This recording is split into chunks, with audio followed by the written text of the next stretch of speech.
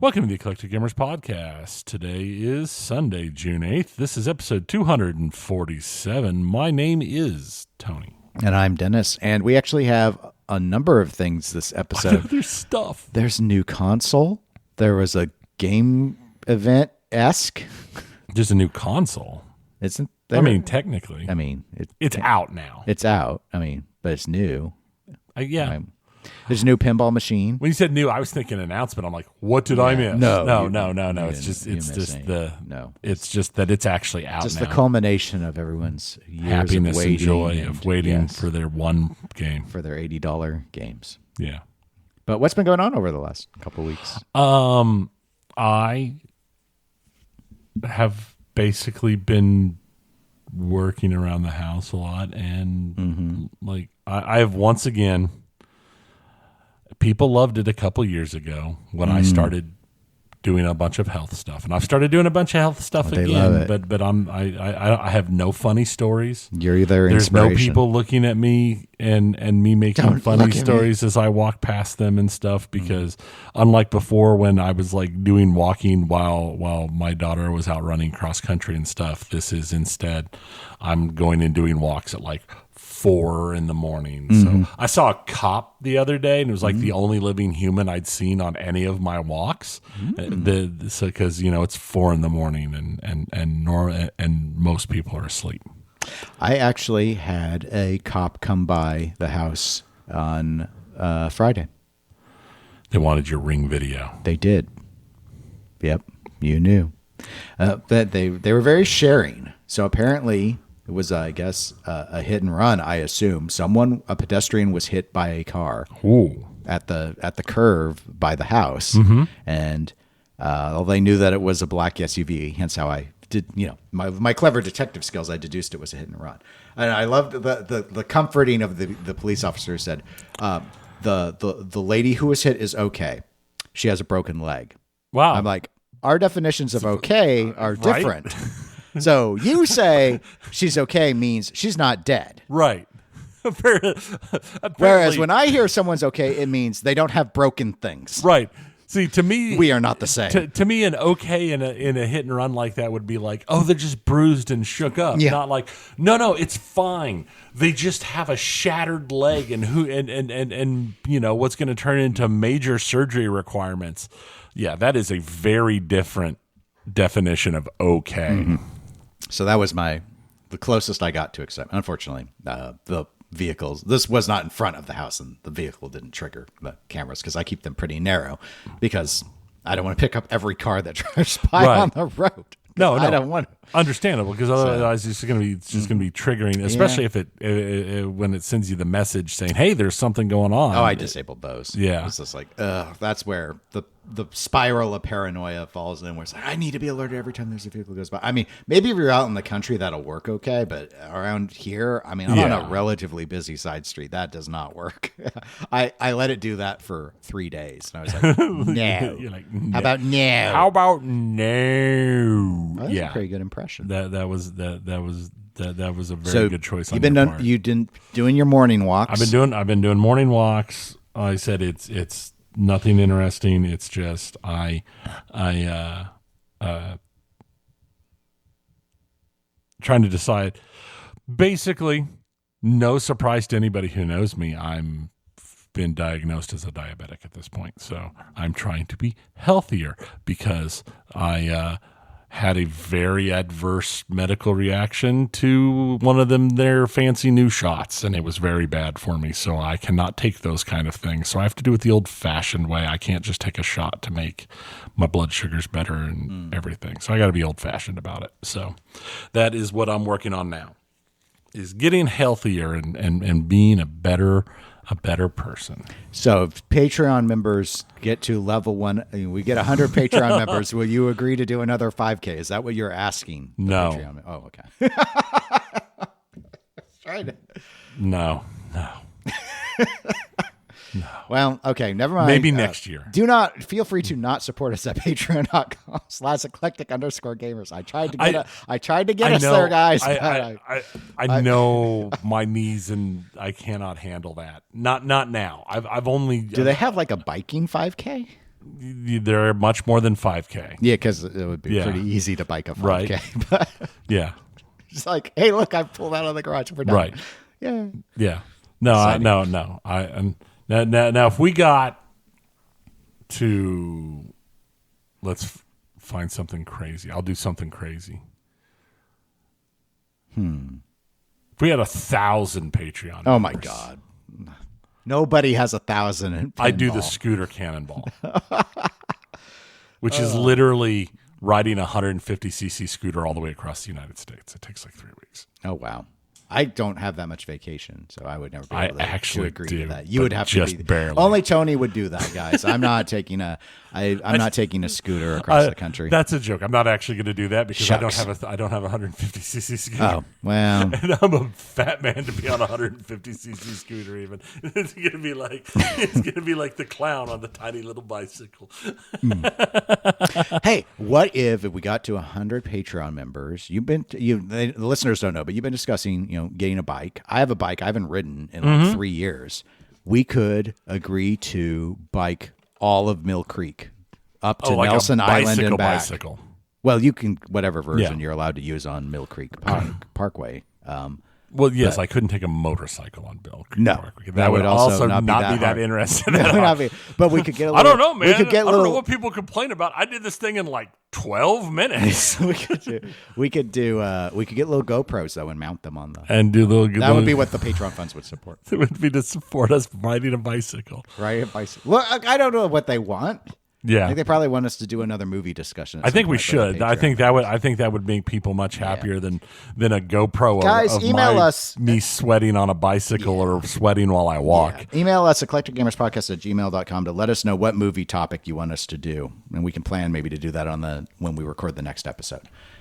Only email in if you're a Patreon member, though, because it only gets uploaded to the Patreon people, so otherwise your opinion doesn't really matter very much, quite frankly. So, I mean, not to At be least mean. with you this. you could join and then, I mean, it's a whole $1 a month, but you could join and then do the email, but otherwise doesn't, I really don't care. Otherwise, I mean, just because it's not for them, why would they? Right. Why would they want to email in? It Right. wouldn't make any sense, but some people like to see the world burn, and they'll ask us like to rank the Twilight movies or something. That would require me to watch. Exactly. Okay. That's why we have to control this and make sure that it doesn't spiral out of control. Now, on a quick movie discussion. Oh my God, what have I done? I watched The Accountant 2 last night. Oh, okay. I've not seen that one yet. I've seen the It was first one. actually good. Have you seen the first one? I loved the first one. The first one I was thought good. the first one was great. The second one I didn't think was quite as good as the first one, but it was still really solid. Okay. Like I will- it was actively enjoyable I will plan to to watch. watch it. I will plan to watch Because it. I was watching it while I was putting in my notes for the podcast. So once the movie was over, then I had to finish my notes because it pulled me in enough that I wasn't putting in the notes and watching. So I really enjoyed it. Okay. Good. Yeah, the first one was fun. Yeah, it was. I have to finish. So, okay. Do we want to move on to what you've been doing? Yeah. Well, I haven't been doing anything. I still played a little bit of Yakuza, but not enough to just really talk about. Work stuff's been keeping me busy. About once a week on the weekend, my dad comes over and we work on his Black Hole project. The game is almost functional. Tony and I tried to play it, and unfortunately, it then there's a short in one of the connections at the power supply, so it almost started, and then it started to do speech, and it just went, and I had to turn it off. So It's anyway. a Wookiee. Yeah, that's basically what it sounded like, though. I think that was a pretty good impression. So, but speaking of pinball, that doesn't sound like a Wookiee. Jersey Jack pinball. Are we they've sure done it doesn't sound like a Wookiee? We're not sure because I've watched a number of videos. I have not watched the gameplay video yet. However, Harry Potter. Yeah. And full credit, just like we gave full credit to Stern, full credit to JJP, who did a Thursday launch, very conveniently timed for this show. Yes. The respect shown will not be forgotten, Jersey Jack. We appreciate the respect you have shown us. So we are going to spend some significant time here talking about Harry Potter what's pinball. probably the most anticipated game of the last, Of our lifetime. 4 years at least? Yeah, People have been basically talking about this ever game? since Kamikow indicated that Jersey Jack had the license. Yeah.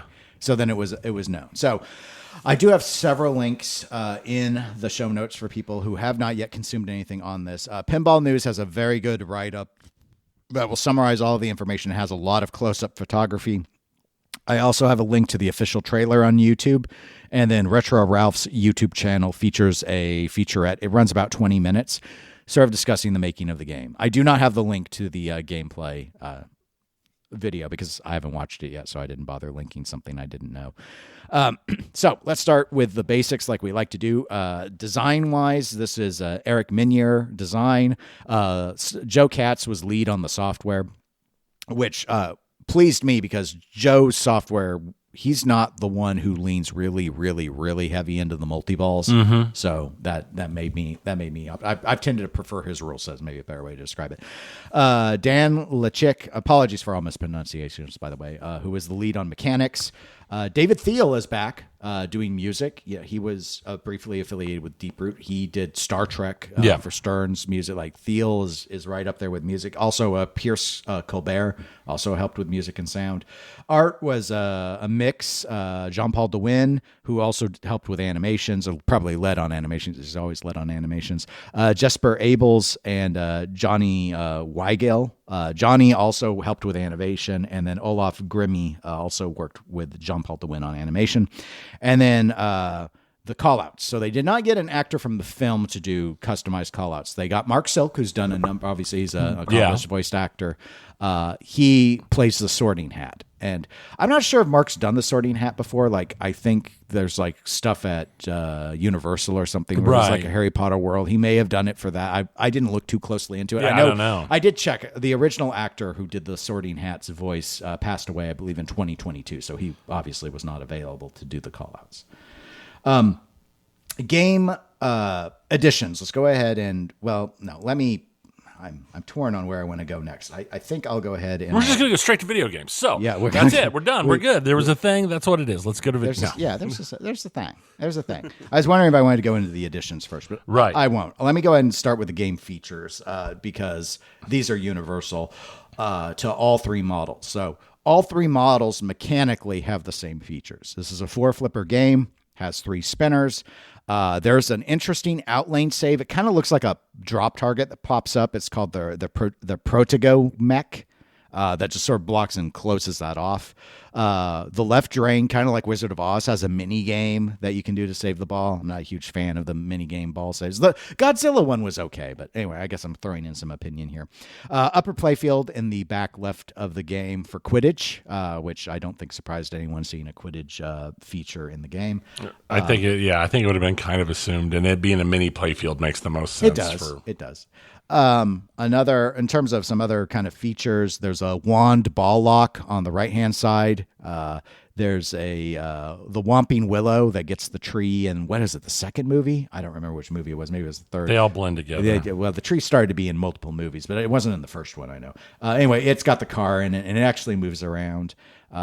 There is I think the main, to me, the main mech has to be the grand staircase, which kind of in the upper right. So think Godzilla building. It's a game state changing device. So it has 3 different entrances, but it functionally provides 13 different exits. And that's pretty cool. Yeah, it is. And then obviously it's got several other sculpts, representing elements of the game. And, movie-wise, all 8 films have clips. My understanding is they have the audio as well. There's like the Hedrig theme music is in it. David Thiel obviously has done a lot of custom music as well. But there are basically, asset-wise, it's a very complete package, as near as they've described it. And it's what people wanted from Toy Story and did not get. Yeah. Or another example, if we want to do an Eric Minier example, was Pirates. So they had clips from all the Pirates films, but like you never saw the actors except from behind on the clips and stuff. In this, you actually do see the like scenes where like it doesn't feel like they're having to take angles where you can't see faces and stuff like that. So there are 3 editions. The collectors, and they did not raise prices on the which surprises me. I expected a price increase. I originally thought so. We've known the price for a while now, so obviously this doesn't come as a fresh surprise, but it was a surprise to me initially. So the collector's edition, $15,000. Again, this is no longer, unlike prior games, this is not capped at a set number. They purportedly will only sell the collector's edition for a limited period of time. So it's time limited rather than number limited. Mina Lima, the design studio that went and did, I think, a number of the covers for some of the books, they were affiliated with a lot of the design in the film as well. And they've done a lot of Harry Potter artwork. They did the artwork for the collector's edition. And when you look at it in our internal notes for Tony's benefit, I've included some of the choicest photos from Pinball News. You'll see that one because it's much more whimsical. I love it. I think that one, the cab art is just awesome. It's my favorite cab art. Easily. It also, the collector's edition has an interactive topper with several moving elements to it. It also has a projector feature. Collector's edition has undercab lighting. It's got rear lighting. The armor on it is gold, not like WWE gold, but actually like nice looking gold. Gold mirrored back glass. The back glass is also different. Features the owl. Is that Hedwig? Is that the name? Hedwig, of the owl? Yeah. That features the owl on the back glass. They do their direct print playfield and plastics have sort of a sparkle effect to it. So basically, they do the glitter playfield.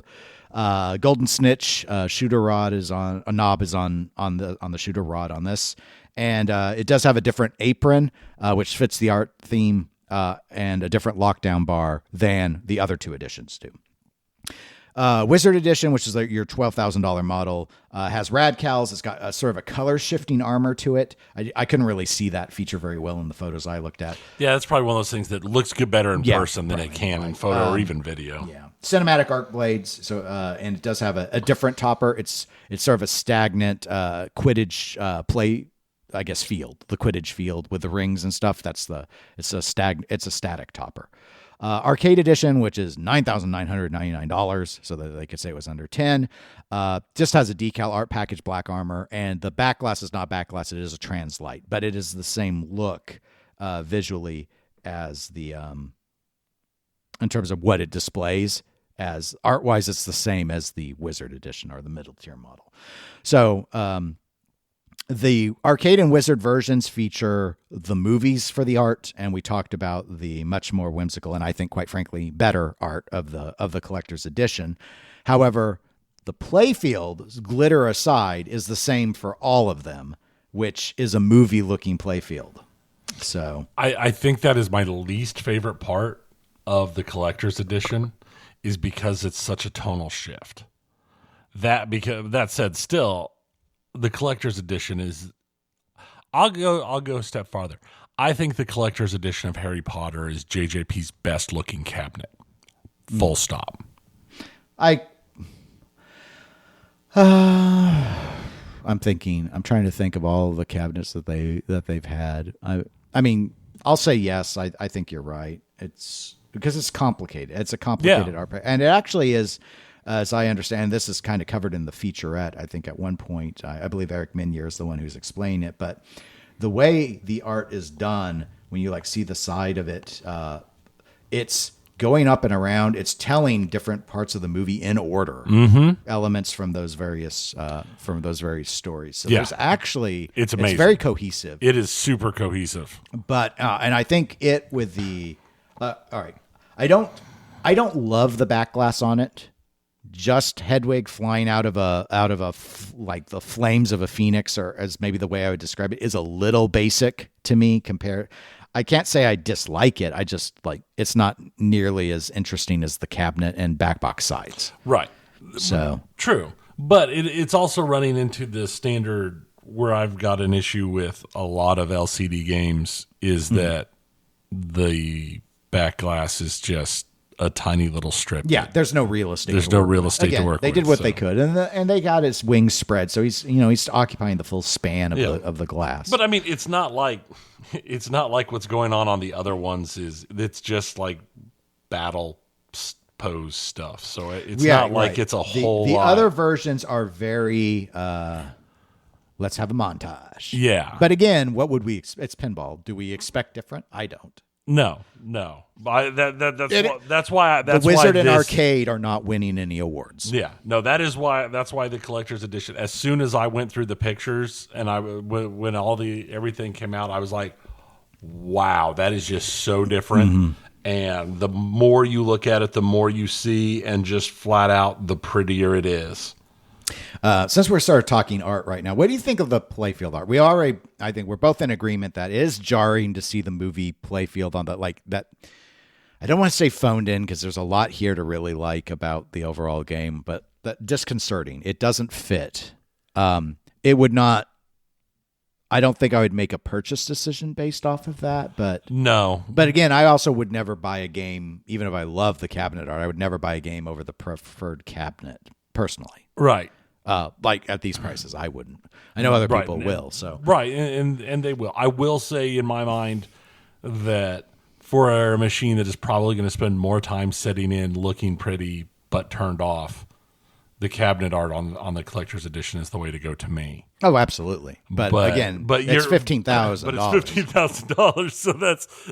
I mean, you'd only appreciate. I mean, we were just down when we went to look at the black hole I've got. We were just down in my game room, and it's like, well, unless you're in my room, unless you're where Godzilla is, you don't see the cab art. Yes, you see one side of one game. That's how my room is. So just I'd have to put this on the end, and I'd only see like movies 1 through 3 of the collector's edition. Right, you wouldn't see the other side. And it's like that's it. That's what you get to see. But it would definitely it is definitely this is a machine that the people who have more room, or I've seen some people who have they've got room for 5 or 6 machines, but they've only got 3 because they've got them spread out enough you can step between the machines and you can see everything. Yeah. For someone in a situation like that, I think that'll work really well for them. But back to our original art discussion, I think the playfield art is perfectly fine. Mm-hmm. It's just jarring on the collector's edition because it goes from the whimsy and fun to this photorealistic style movie art. I think, and again, I'm not an expert. It's been over a decade since I've seen anything Harry Potter. This is not my theme. So I've heard from others mention that when you look at this, well, it does better than Wonka with its hair. Let's have the same Wonka. Right. I know that was a big gripe of yours all over the playfield. It was the same pose of Wonka all over the place. These are very familiar poses used in their licensed materials that are applied to the playfield. So I'm going to say a lot of this is probably licensor restriction. Probably. Overall, I think it's an okay package on the playfield.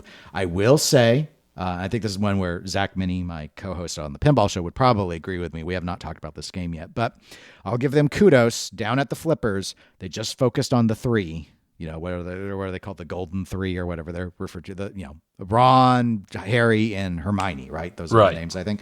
It's not a huge montage. It's so they get to be bigger. I do think that when you do see this pose, especially in smaller form, it does look like, Mom, can we have Ron Weasley? We have Ron Weasley at home.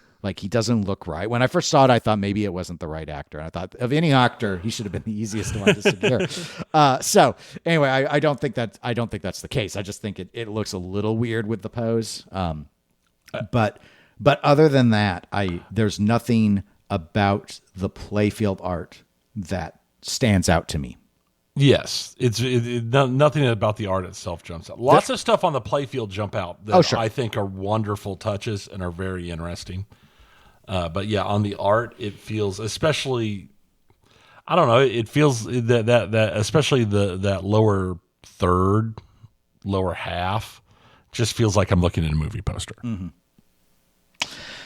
Sound wise, that's the one thing I can't really say a lot on because again, with YouTube and the rules, knowing this is where, the questions of what's going on with the audio is very difficult because there's limit, there'll be DMCA strikes that shouldn't be DMCA, there's always that. So, I can't really say a lot other than I have full confidence in David Thiel's work. I can't think of a sound package he's done that I have not liked. It's like Jerry Thompson at Stern. When he's on the project, I don't worry about the sound.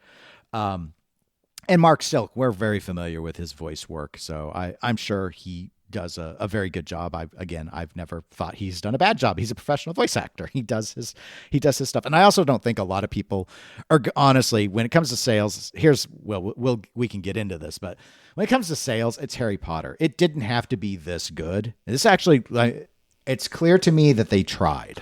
Very much so. I mean, I already said visually that's the CE is my favorite cab of any JJP cab, but you can tell this was not phoned in. This is visually very much on brand and very good for the Harry Potter. I think Harry Potter fans they had a good service done to them on this machine from a looks perspective. So let's talk a little bit about the gameplay. Obviously, I mentioned I have not yet watched the gameplay video of it in terms of getting a good feel for it. I actually had someone reach out to me, indicate who has played this game, and they feel it is a very good playing game. I think they described it. I don't remember if they described it as JJP's best playing game or Eric Minier's best playing game, but high praise regardless. That is, yeah. So I want to focus more on the feature. Obviously, they've done a really good job. And this, I think, is pretty typical for JJP. World under glassing it. Lots of sculpts. There are some flat plastic choices in certain areas. But overall, like the Quidditch playfield has a flat plastic conveying one of the people playing it over near the little loop. But the Whomping Tree, that's a nice little touch. The having a ball lock happen to look like a wand is a nice touch, a la the sword in Deadpool. What I find I didn't even notice it at first when I first looked at these pictures. It wasn't until I'd been going through them more in depth when I was going through them last night. The thing that really jumped out at me and I really like is how they've arranged so that each of the 4 flippers represents one of the houses. I mean, it has a color. I knew they were different crest. colors. It's got the color and the crest on them. So each one, so Gryffindor, Slytherin, Hufflepuff, and Ravenclaw are each represented by one of the flippers. And I think the art on the Wizard and Arcade edition, whereas there's kind of like the story of the movies in order on the collector's edition. On the other 2 versions, I think the right side is good and the left side is evil, is how they've done it. So again, you can kind of see in some of the internals that I've provided some of the sides of the thing. I may have only shown one side of the cab, but No, you showed both sides. Okay. I couldn't remember because I'm very lazy to kind of get at what they were trying to go for there. But so to me, all right, mechanically, I'm going to say this is not to the level of Wizard of Oz, in my opinion, but it masks it very well. I can see that. Now, we could get into whether there's and here's why I'm saying that. To me, there's really only one toy of note, but it's a very cool one, and that is the spinning staircase that does the game state stuff. Right. Because other than that you have a ball lock that looks like a wand, okay. That you have an upper playfield, that's an upper playfield. Lots of games have upper playfields. You have a shaky shake tree. It's much better than a Kung Fu grip avatar knife on a sling. But like mechanically, the only thing that really catches my eye is that spinning staircase. What do you think of that? I mean, it reminds me of the Godzilla building. I've seen it moving. It definitely moves faster than the building's on a belt, so it has to, because it does have to go up and down. This is not going up and down. This is spinning kind of like the trunk in Theater of Magic. Right. But because of all the wire forms and stuff, they've got it so when it's in different positions, it's got all these different ways that the ball could exit back out. Correct. So I think it's interesting. As long as it moves, like you said, at a decent speed. It's not like the building where you're setting forever. I mean, it's not, don't get me wrong, it's not Maverick slow. I mean, the building does get frustrating. It's right. Once, it's one of those things where like, this is really cool when I first saw it. And then I was like, 200 games later, go Godzilla and smash the building a little faster. I thought you were angry. I mean, they do a really good setup for it and stuff. My actual least favorite thing about the Godzilla building is when I have balls locked on it and I lose, and then I have to wait for it to drain, and you can't start a new game till the building comes back up. Right. And it's just like, that's almost 30 seconds. I'm going to go get a drink. It's like 20 some seconds for that to happen. It's really tedious. No, but I do, but yeah. I do. I think it's an interesting idea. I think how it feeds and works, and I think that's going to be the big thing, is how bad is it at letting you know where the ball is going to go?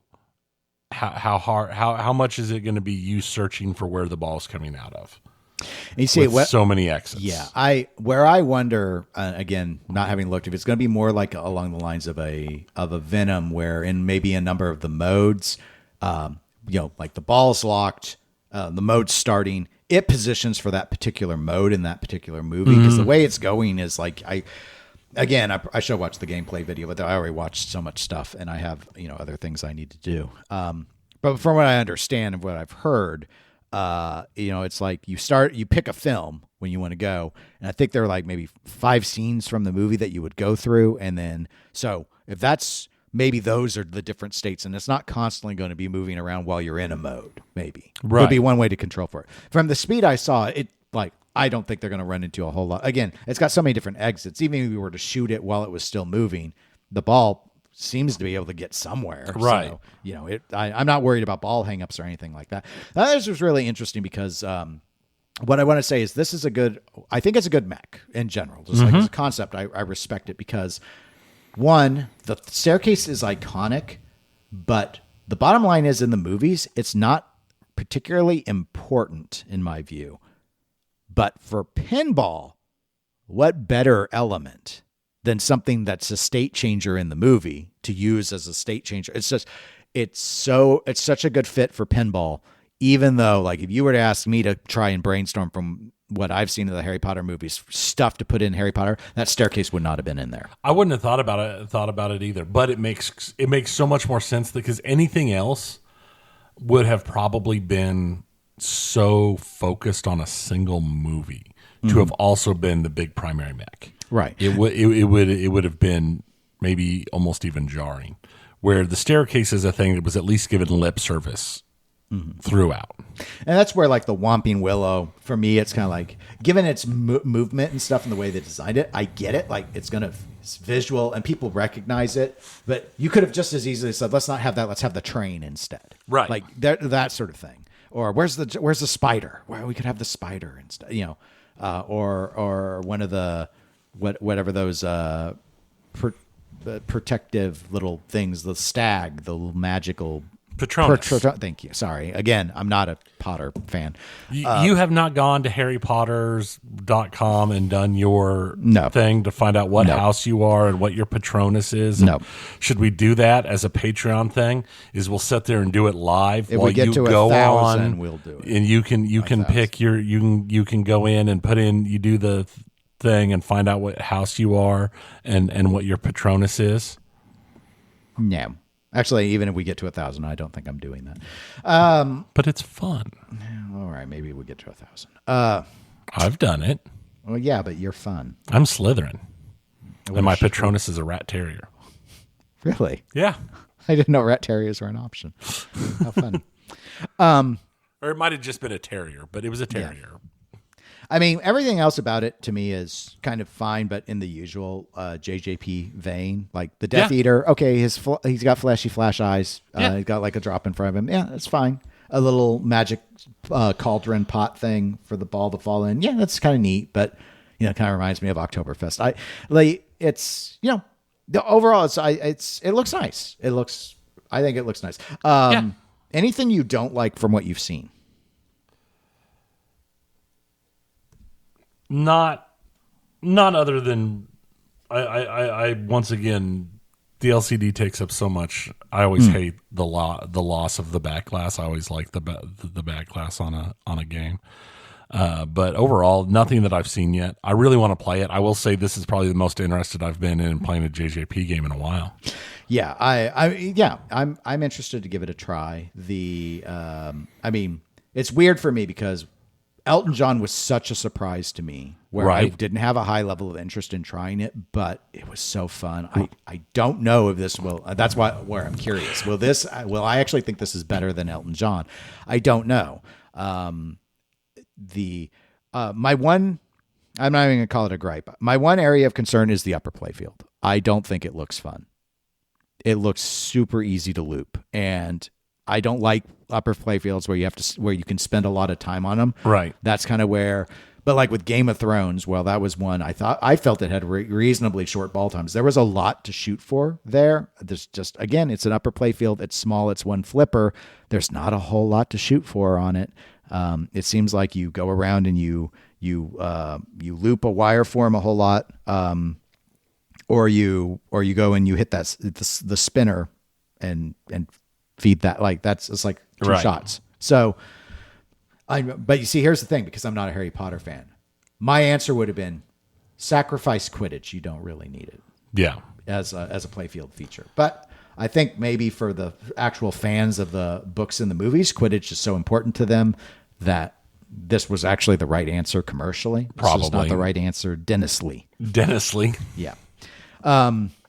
Yeah, and everything else, I'm just, curious where I would need to try it, because I'm like, I want to see like the ball state stuff, because I had the same concern as you about, is this going to be like everyone loves the initial magic, but as a general rule, I like to think no matter how many, I don't care, it's got 13 ball exits, you're going to figure it out, and you want to figure it out. Right. Like they did this with Godfather. There were like 26 different shots or feedback out, and it's like it felt very overwhelming, and in a way it was. But that game did not have legs. Like people in the end, it looked really impressive. I remember when we tried it, we were like, it's okay, but like I didn't want one. I don't know very many people who did. And so there's that aspect. But that's really it. It's really just the upper play field and wondering how the ball flow is. But the initial feedback I've heard has been pretty positive about the layout. A lot of it's back from the flippers.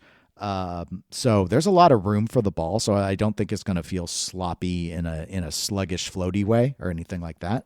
Eric's of course done a number of games now. So I think it's going to play at least fine. I think it's going to, I think it'll be in the top half of their players, but I think so. Unless something really surprising happens. Yeah, I think they've really tried on it. So,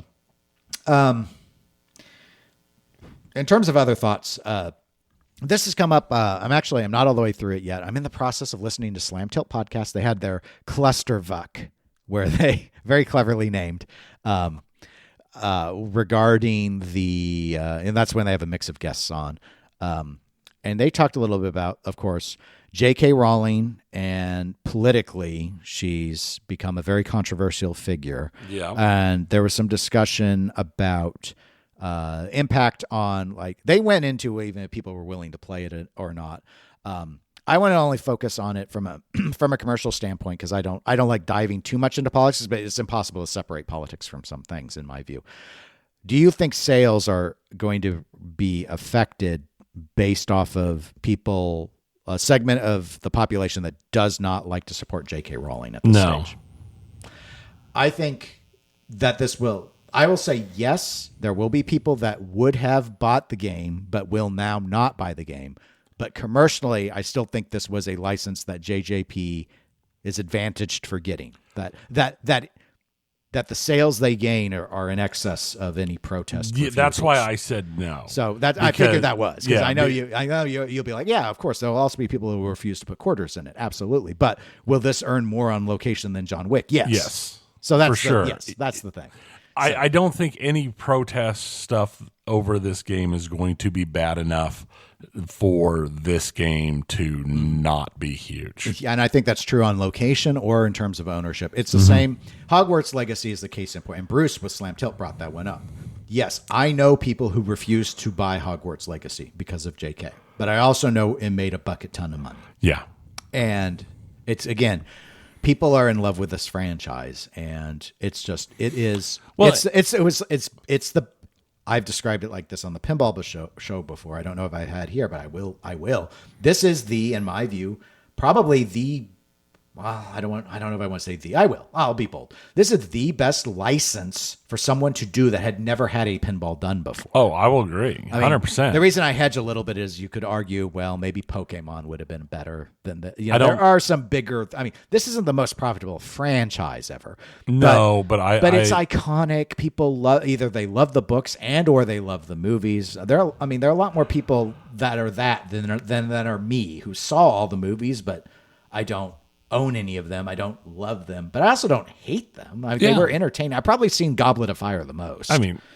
Here's the thing, like with almost everything, the books are better, but I think the interesting line is there has gotten to be a point over the last many years where people have had to start to make a decision when it comes to stuff like J.K. Rowling's and Harry Potter and a variety of the other things of, do they not do something because of somebody involved with it, or do they separate their thoughts on the product from the creator? Mm-hmm. And there's it's as a debate standpoint, and again, despite the goofy name Clusterfuck, I do want to give the episode a lot of credit, because that was where they were asking that question. It's like, it's the separating the art from the artist, and also like what you care about and putting your money where your mouth is, and what happens when those things collide. Because there were all sorts of hypotheticals thrown out, like Trudeau and the abuse stuff. And it's like, I knew people who could no longer look at games he designed and feel good about themselves, and they sold them. Like there were podcasters who said that, like they got rid of all of their Trudeau games as a collection. There are others who could say, I probably put myself in this boat, for an example, where it'd be like, if it was already existing, I could be okay still owning it, like how I owned Silver Slugger. But I would never buy a game from a company that would hire him now. Very true. But someone else might say, that's still a whole team. I'm going to look past that and own that game. Like, see, that for me, you struggle more with that, but that's the right. But those are the slices. I have the same issues with the rehabilitation of J-pop that keeps attempting to happen. Is every time I see it, it just drives me nuts. It's like, why would you keep trying this? Yeah, I mean, that could be an interesting topic for us to. I almost wonder if that one should be at some point a Patreon topic, because it's kind of controversial, and I don't want to have to.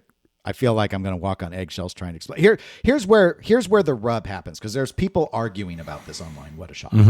The reason why they argue about it is, regardless of what someone says, where they're like, this is my, like, I can't, let's say they say, I can't own this because of the political positions and the funding that the author of these books uses to support causes that I disagree with.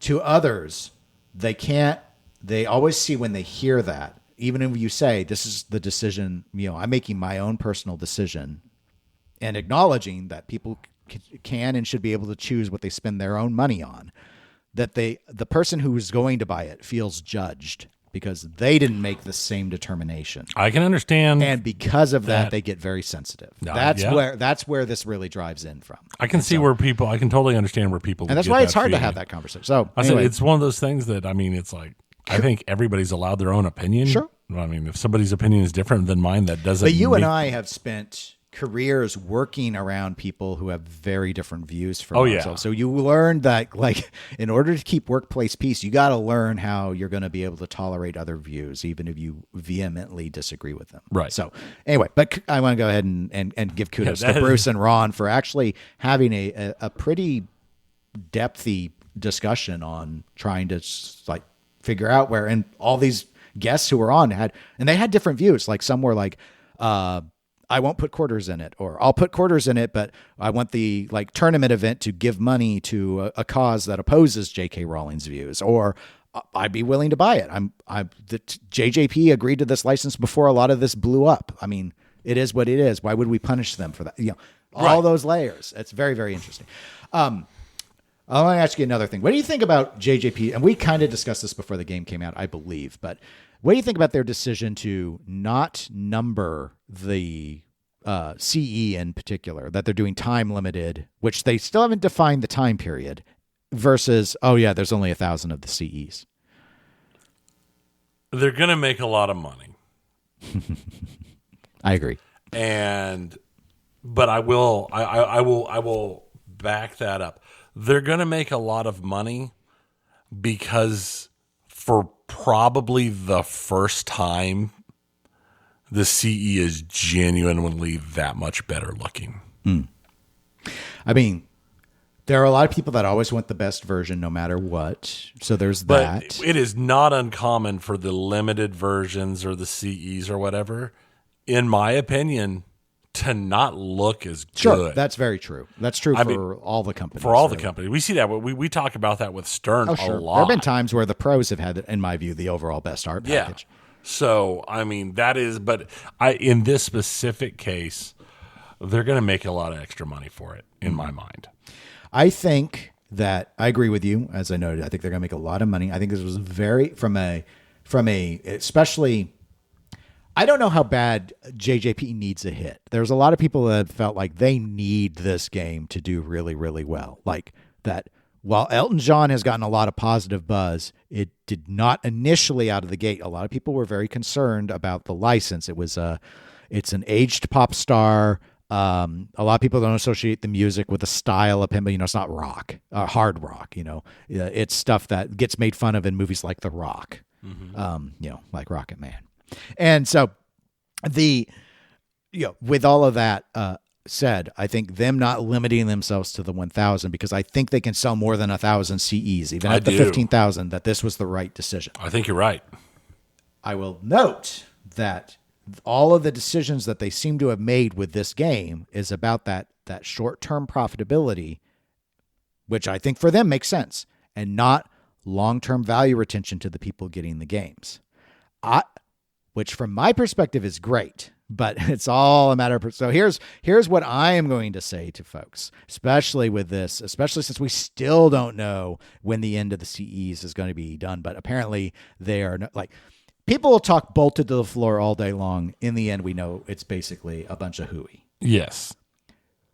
If you don't have to have this right away, oh, what a deal I think you're going to. It's just like Godzilla's. Like, if you want to get like a Godzilla premium, what better game from Stern to want a premium of? There are so many of them out there now. Mm-hmm. You will easily be able to find one used for. I know there were, for a time, they were more used than new. That was the pandemic effect, and just production couldn't keep up. But that's what I think it's going to be like Guns N' Roses. Mm-hmm. They're going to be everywhere. And in this case, I think even getting a CE, that was always the fear. If it's 1,000, it's going to be hard for me to get the limited version. I don't think there's any reason to fear. I think you're right. This is a situation where the company has made a decision about the company, not about the end user, because the company gets nothing when you resell your machine. They don't get anything. It does nothing for them. Honestly, if anything, it costs them a sell. So why should they cater to the end users having a higher profitability when they sell their machine? And so you can talk about loyalty of whales and all of that. The thing is, with Harry Potter, though, I think for the company, this is the right decision. 100%. Because it's a special enough license to so many people that the potential is there. The last, I have a very hard time believing one of the I only get LEs and collector edition whales is going to go, oh, this one's not limited edition, so I will just buy one of the lower versions. I have a hard time seeing that as the choice they make. And even if it's the choice they make, I have absolutely no ability to see JJP caring, because it's still a sale. Yeah, no, I've seen it not in the way you've described, but I have seen instances where some of that basically get everything. Doesn't mean they keep everything. And some of them start to be like, this is like, when they take even rich people get annoyed when they take a big bath on a game. Well, like, I lost $4,000 on this thing. Like, if they can't start making stuff that can at least hold some value, I'm going to downgrade to the middle version. Right. Which makes sense if it, because they're like, I just don't like throwing away $4,000 on my 250 play game or whatever. Right. But also, if the game loses that much value in 6 months, there's a problem with that game to begin with. Generally, it's usually multiple factors. To me, that feels like the problem is less about the game than it is about the fact that you're just buying everything sight unseen, unplayed, and you're buying it just to have it. Mm-hmm. Which it's still at least that hypothetical person played the game, unlike the people who buy them and don't even open the boxes and just set them aside as a commodity to hold. That did remind me. There is another thing I didn't care for on either of the two versions with it, and that's the topper. Oh, I haven't seen a topper that I've cared about in a long time. The Quidditch topper it reminds me of the stern flat plastic topper era. The moving one at first, it kind of interested me from like this moving diorama, and then you saw all the moving elements, and they all look kind of cheap. Yeah, like a child's mobile that hangs over their crib. The projector might be cool, but it's unless you're in a darkened environment, it's really hard to notice projectors and stuff. So I wasn't really impressed by those, but I wanted to go and throw that in. I mean, really, has there been a topper? I mean, I know there's topper people out there that are all about they're amazing, but I've seen very few modern toppers that can top. I don't know, like Whitewater, or quite frankly, I will always be all about the simple joy of Whirlwind's Fan. Yes, that's still a favorite, and that's still a favorite of mine.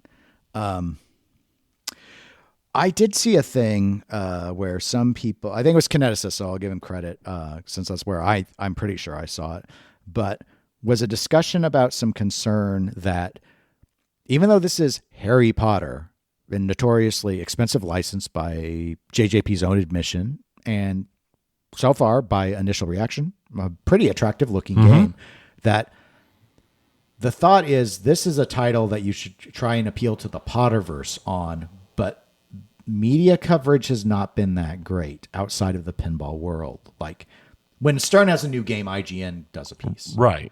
I grabbed my phone just now so I could look, and what I see is like Replay Magazine, but that's an arcade coin-op thing, mentions it. Intergame mentions that that's a gaming thing. There's Pottermore did cover it, whatever. I guess it's a Harry Potter thing, yeah. And then Joe Blow, which does movie stuff. I didn't even know they had a website. Apparently had a thing about Harry Potter coming, but I will agree with the Kineticist angle that this seems like there isn't a all hands like pushing this. One of the things, and this may be a unicorn that doesn't really exist. There's this theory that with the right license, you'll bring people into the pinball. It's $15,000. You will not. It's $9,999 if you want the ugly one. You will not. It's $9,999. And this is a theory we've talked about in the past when it comes to pinball. And it is a theory that I will always stand on the fact that no theme is enough to get somebody to come in and buy a new in-box game when you're talking about something that costs the same as a car. That is a level of spending that is beyond a lot of people's, if they're not pre-designed and planned for it, if they don't budget for it and set it up. You're not going to get somebody who's just like, oh, they made a Harry Potter pinball game. I guess I'm going to go buy myself a Harry Potter pin. There are people who won't buy an $80 video game, which I can understand because I normally wait. But that's like, oh, hey, I'm going to wait for this to go on sale. You know what? $15,000 doesn't go on sale enough to make that an okay purchase.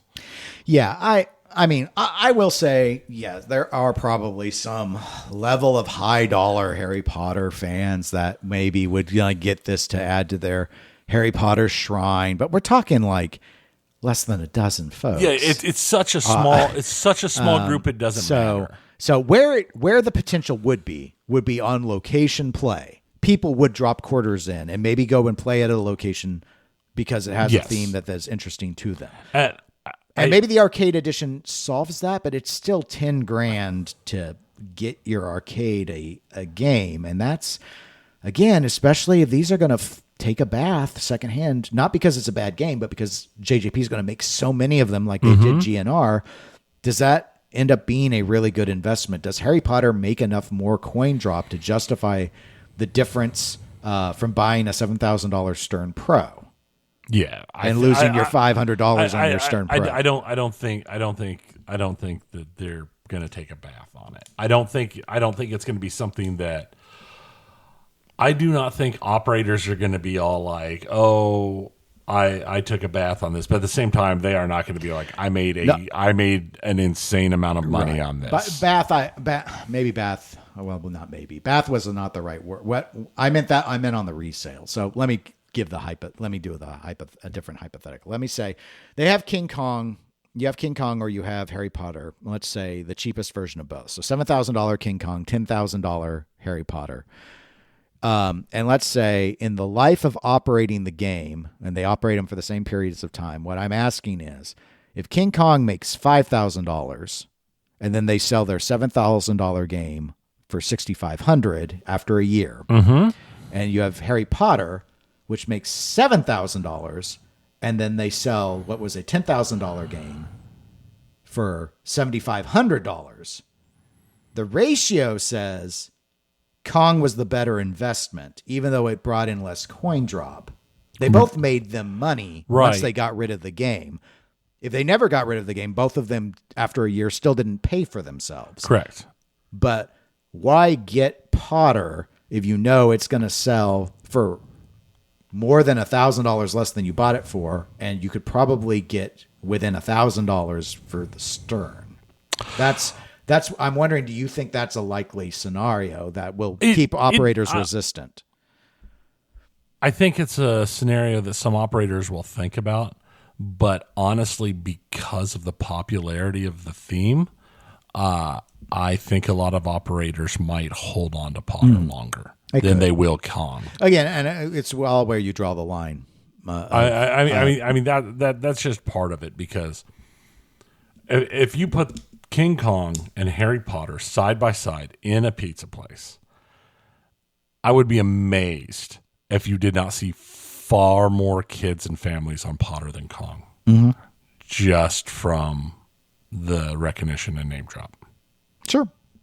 But if it's there are other aspects. Like if it's a long play, it can only get so many plays per hour. Right. And we're not necessarily going to know, but we will when the operators tell us. Write in eclecticgamerspodcast@gmail.com and let us know how much you made off of Kong after a year and how much you made off of Harry Potter. Thank you. They'll do it. Do it. But no, I can see where the thought could come from, but at the same time, I mean, maybe you don't want to drop Potter at a bar nearly as... No, you know what? Probably it would still go huge. I think so. It would go gangbusters at a bar, honestly. Anyway, well, JJP, congratulations on the new release. Oh, the other thing about the promotion strategy, which may have come into play, which I'll just add in, or one may wonder, is Ken Cromwell is no longer at JJP. That's true. I saw that. That note the other day. He now works for Flippin' Out Pinball. So, and this is not the right venue. I'll have to point this out on the Pinball Show. But so on the Pinball Show, we also have a Discord. But unlike a Click Gamers podcast Discord, you have to be a Patreon member to be on the Pinball Show's Discord. One of the Discord members then asked, well, when is Ken coming in on the Discord? And I replied, and I'm like, Ken's he doesn't pay the podcast. He doesn't get to be on the Discord. He's not a Patreon member. Just like Greg Bone is not a Patreon member because he doesn't subscribe to the Patreon. And they're like, but this is Flipping Out Discord. I'm like, this is not Flipping Out Discord. This is Pinball Shore Discord. And they're like, Dennis, you work for Flipping Out too. I do not work for Flipping Out. Zach couldn't afford me, for one. And I don't mean that because then he'll be like challenge accepted or something. Like, no, you don't. I would require so much more money to work private sector than what I make in public service that it would be stupid to pay me. Yeah. As another public sector person, I understand. No, there is a... I can be bought, but yes. Why would you pay it? Right. There is a very different feeling because I've worked private, I've worked public, and working public, it feels like what you do is for a reason and it's serving people and it matters. Where when I've worked private, it was none of those things. It was a paycheck. Sure. And lots of people. And I 100%. I would work private for enough money. Absolutely. It would be fine. I don't need the warm, fuzzy feeling from serving my community and doing stuff when I have the warm, fuzzy feeling from the money that I'm rolling around in. Unfortunately, in this scenario, the money that I would require would be a 6-figure pay increase. Oh, an increase. Not just a dollar amount, an increase. That's really impressive. Yeah, I mean, it ties to a dollar amount, so I could state the dollar amount, but Right. I think people will understand. Okay, so he has to pay him at least $100,000 more than he currently makes. And the answer is yes. That would be one of the conditions. And I would also accept that deal, Zach, just letting you know. but here's the thing.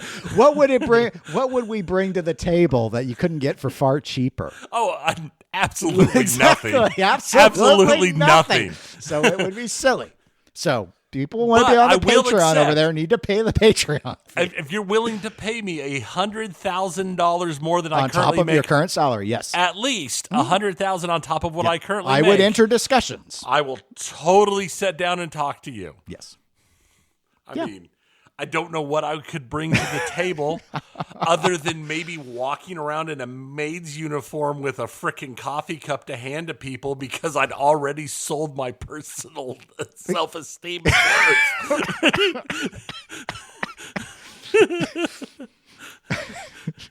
first. Why is Tony in a butler's uniform? It'd be like Clue at that point. I'm just walking around. Da, da, da, da, da, da, da. Okay. So anyway, we did get a couple of emails. Okay. Moving on for Harry Potter. Butts, he's one of our Patreon members. You remember when we thanked Butts for becoming a Patreon member? Yeah. His name's Butts. We thank Butts. That's right. Butts wrote in via Patreon. But I thought this was a good one to share publicly. And he said, more people should do 2.0 kits for Gottlieb games. A lot of decent layouts with just trash software. Instead, they make them for already good games. Well, thank you, Butts.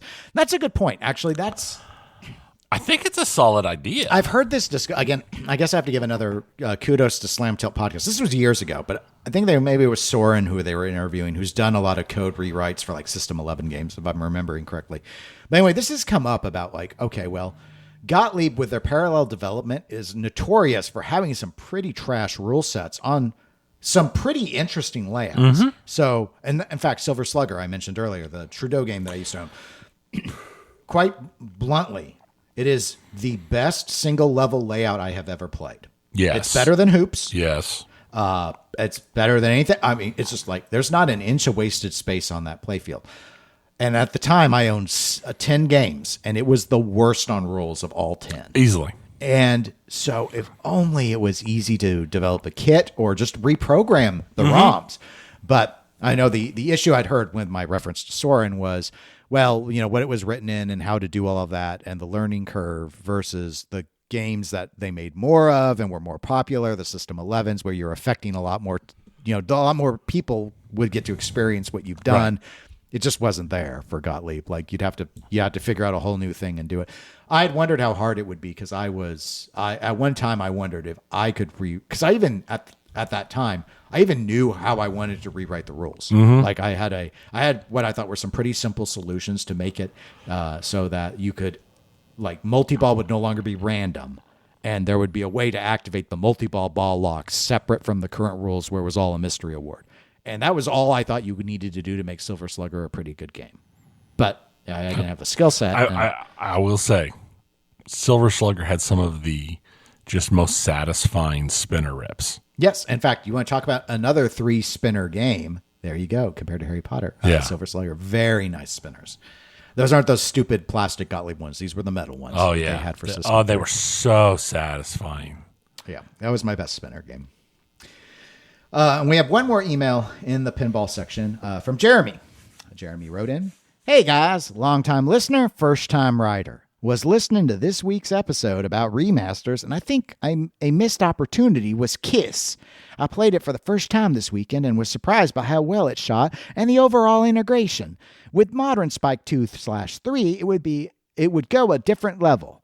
Plus, the opportunity within the Kiss collector market and the current inflated price puts it above most of the other titles discussed. Keep up the amazing work. Truly love the show, even if I don't understand the video game section." Well, thank you, Jeremy, for writing in. What a great suggestion. Kiss is a really fun game. Not the old Bally one, the Stern one. It's actually real. I mean, hopefully Ray Day's not listening. If you are, I apologize for bringing up a bad memory, Ray Day. But I still remember after we came back and we recorded an episode after we had been to Nub's Pub and we had played Kiss. And you said, this is so much better than Rush. And the thing is, I agreed with you. Right. It plays so much better. It does. It does. And so maybe that's more to do with layout than rules, right? That's why you shouldn't feel bad. But yeah, no, Kiss I think is a really good layout, and it would be a really good one to remaster. It would, because there's plenty, I think, on the rules. I remember when the game was first out, and it's like you always played lick it up, like that was the strategy to score. Like, so there were balance issues that I don't know if they ever fully got resolved. So yeah, a remaster definitely would be warranted for that title. Your thoughts? I think I agree. I think of that's one that I hadn't thought of originally, but it does make a lot of sense, and I think would fit into the lineup real well, and probably make a decent amount of selling. Also, I want to say, for the first time you've ever written anything, that was a very nice email. Thank you. Mm-hmm, it was, and I just assumed he was from the South. So well, yeah, that's why I did the impression. Okay, so video games, Tony. What's been going on? Because I know there's been quite a bit. Harry Potter can't distract from everything. Correct. There has been quite a bit, and there's been so much that, especially on the release front and the news front, because we've had a Sony State of Play, Summer Game Fest, the Indie Game. There's been like 5 Game Fest making announcements and showing stuff from games. We're not going to talk about anywhere near all of them. Yeah. And it's okay. I will give you the secrets on all of those games. If it's a fantasy-based game, it looks like Elden Ring. if it's a sci-fi based game, it pretty much looks like Starfield or Mass Effect. There you go. That's what you need to know. All the games look the same. Very little caught my interest out of any of these things I watched. But again, there's some good thing. There are some good things out there. I find it interesting. We talked a little bit about, there was that weird Art Deco looking Atomic Hearts game or Atomic Heart game that came out. That kind of retro futuristic set in Russia, weird robot ladies game. There's a second one on the way, and they're developing an MMO set in that universe as well. So that retro futuristic aesthetic has definitely done something for them. Okay. I didn't know people still tried to break into the MMO market, but they are. Not everything can be hero team shooters, and I mean, most things are hero team shooters, but yeah. There is a new big RTS coming out. Game of Thrones War for Westeros is a RTS set in the Game of Thrones universe, so that will be interesting to see how it goes. I don't know how big the RTS market is right now. Guess we'll find out. Most stuff I feel like has gone either full like 4X or very actiony, because I can't really remember the last time a big RTS released. Yeah, no, I don't know. I can't either. Yeah, so we'll see how that works out. We not a new announcement, but we saw more information from the new Onimusha game we talked about a few months ago that they'd announced, and it looks cool. There are a series of other just interesting things. We saw the first look at 007 First Light, which is the James Bond, like the young James Bond game, and everybody's having the whole, this guy doesn't look like James Bond, the character doesn't look like James Bond, or what. Yeah. We'll see. I'm interested to see how a James Bond game goes, if it's designed less like the old shoot-'em-up type games and something more like what we got out of the new Indiana Jones game and the like. Marvel Tokon Fighting Souls is a 4v4 Marvel fighting game that's been announced and is coming out. Is that Arc System Works one? That's that Arc System Works one, yeah. I've been hearing people got really excited about it. It really gives off Marvel versus Capcom vibes. That would be why. Which would be why. Except for it's all Marvel. It's just Marvel versus Marvel. But as a 4v4 system, it looks interesting. What is a combination of probably the dumbest thing I saw, and at the exact same time, the most visually striking and doing its own thing was Felt That Boxing. It's worth watching the trailer. Okay. Because it is a video game where you play a puppet, like a Muppet type puppet, Okay. who's boxing. Yes. Kermie is ready for That's, combat sport. It is a puppet. Sweet boxing. science. The sweet science. Some of the trailers I saw in these things, I didn't even write it down in my notes, but the trailer for Scum is worth a watch. Not because it makes the game look good, because it doesn't, but because the trailer feels like it has realized that all games are the same, and that there's just this weird, ridiculous meta going on, and the trailer embraces that meta. But it's worth the watch of the trailer. Okay. Who knows what the game will end up being? One of my favorite announcements came out, not even from any of the things I did, from any of the big events I was watching. I just saw it dropped. Owlcat Games announced that they're doing The Expanse, Osiris Reborn, which is, from looking at it, it's Mass Effect to the Expanse universe. Okay. I really like the Expanse show. Well, it's like Mass Effect is fun and the Expanse is fun.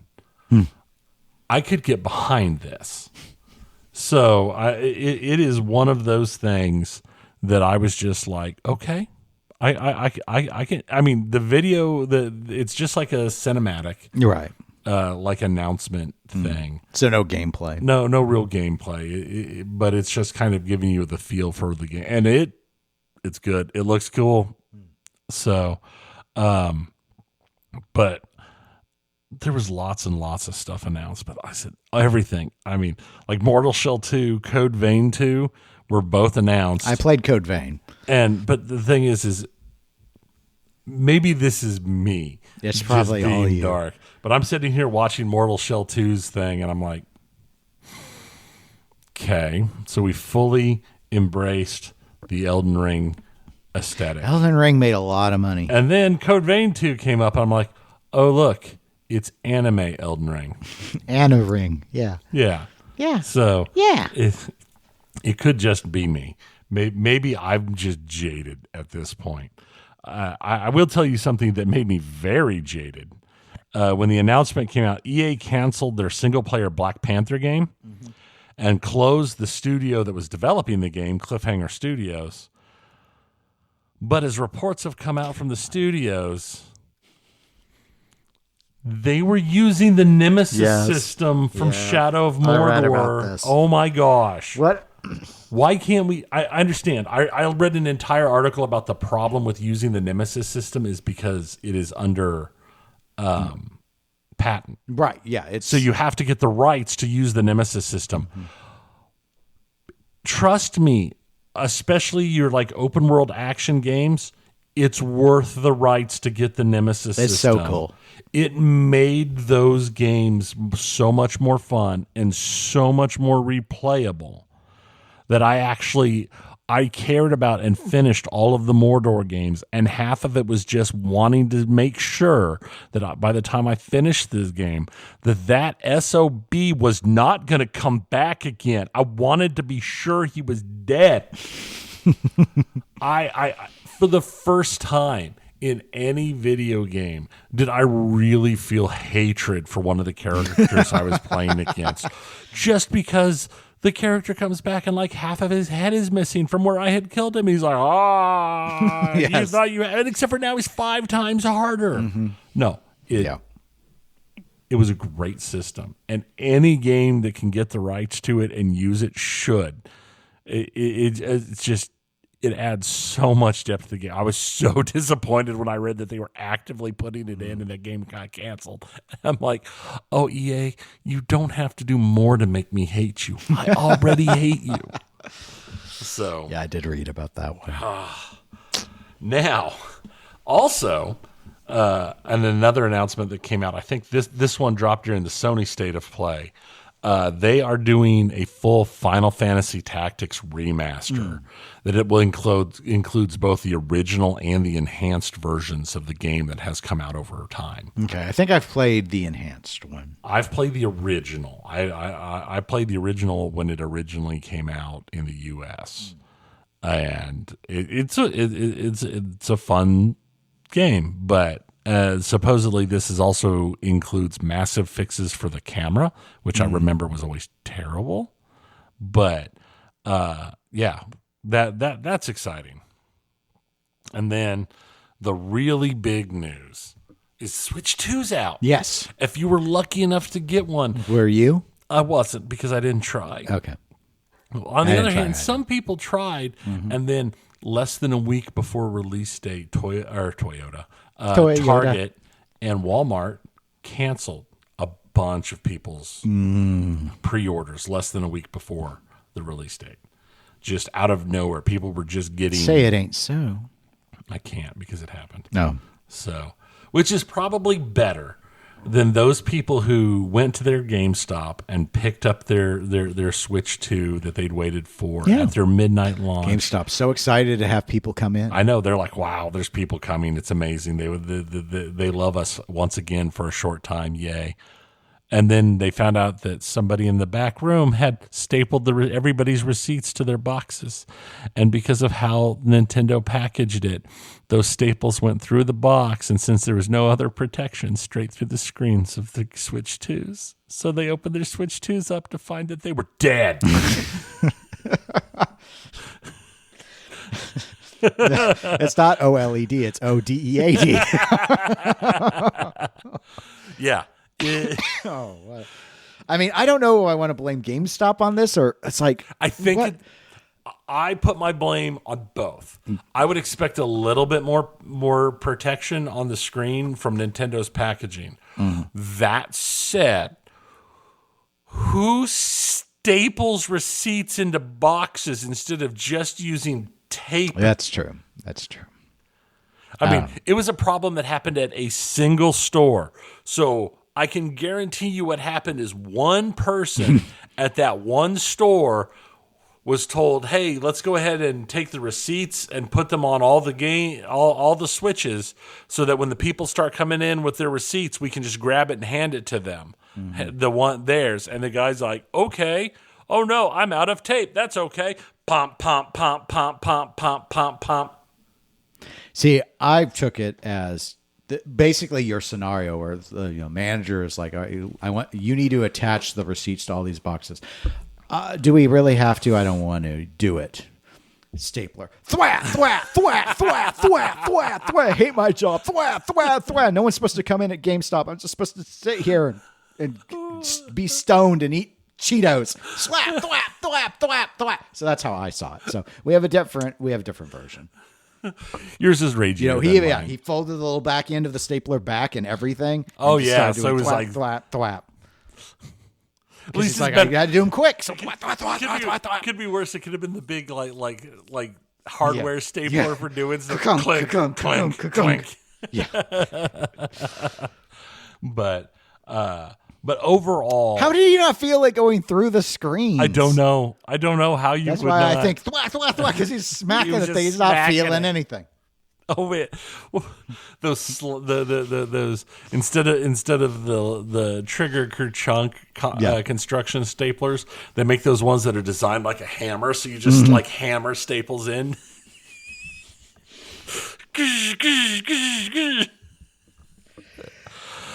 Oh, but overall, the launch went very well. I've talked to a couple of people that have been very much enjoying their time on Mario Kart, because it's the only game that came out that was worth anything. There are rumors of even more enhanced editions, which I'm sure will cost extra money to get the enhanced version. But they're talking about enhanced versions of Cyberpunk and several games for it. So we'll see how that rolls out and how that goes. But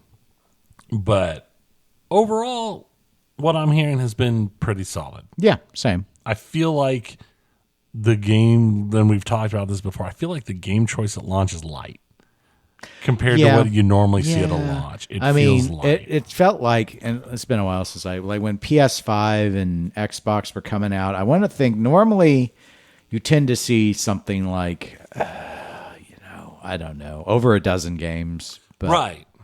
But maybe less than 20. I mean, obviously they can't have everything out right away. So right, but it feels like if you take out the games that are just enhanced editions, right, or games that are already out, new stuff. You want to see, about. There's only a couple. I think you want to try and see at least 10 new things, ideally. And I don't think they got that. Yeah. But they'll get still, there. the launches are good. I've seen one in person. It's bigger than I thought it was going to be. I think it looks nice. I saw a photo online of a Switch 1 by a Switch 2, and I was actually like, wow, they really made it a lot bigger. Yeah.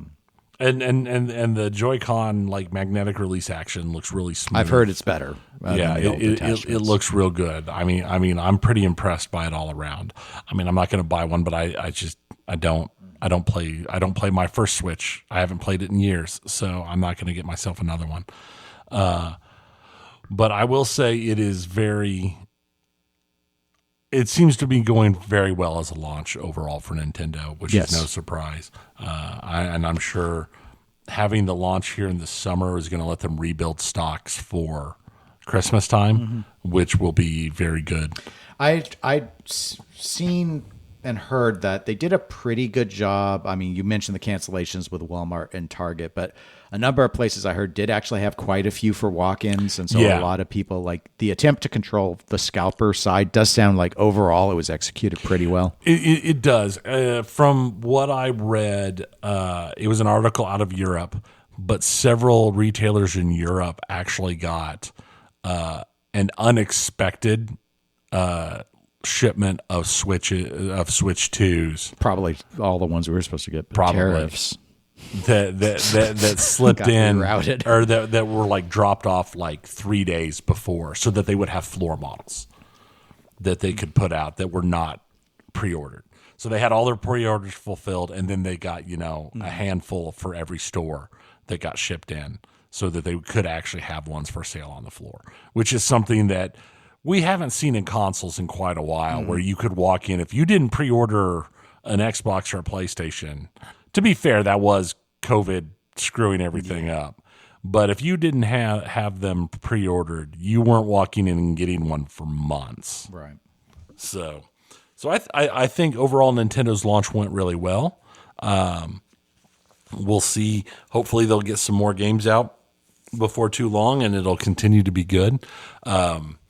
I did see where their Nintendo chat feature, the transcription, is not censored, which I 100% expected it to be censored because this is Nintendo. But apparently it's not censored, so it transcribes everything that is said. We'll see how long that lasts before they patch that out. But it's definitely going pretty well for them. I have heard that we heard quite a while back when they changed the voice actor on Mario. It's now come out, just like I read it yesterday or the day before, that the Princess Peach voice actress has been replaced. I saw that yesterday, and she did not know she'd been replaced. She knew she was when the game came out, and she wasn't, and she hadn't done any recording for it, and there's somebody else's name on there. Is how she found out that she was no longer being Peach. So, but and that was a discussion that was kind of had between some of us, that how much of this is people making changes because of the ongoing SAG-AFTRA strike.